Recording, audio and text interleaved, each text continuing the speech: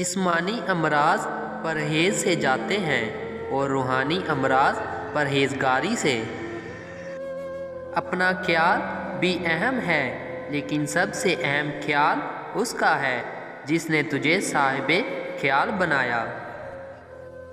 مومن کی راحت کس میں ہے؟ اگر غفلت ہو گئی ہو تو سجدے میں، اگر گناہ ہو گیا ہو تو توبہ میں۔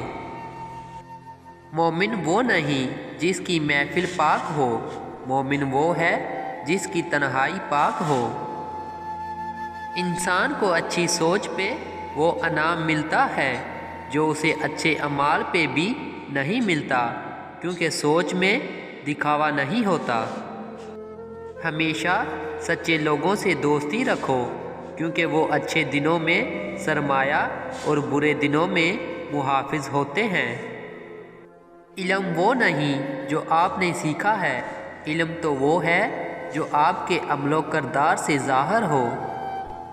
زمانے کا شکوہ نہ کرو بلکہ خود کو بدلو، کیونکہ پاؤں کو گندگی سے بچانے کا طریقہ جوتا پہننا ہے، نہ کہ سارے شہر میں قالین بچھانا۔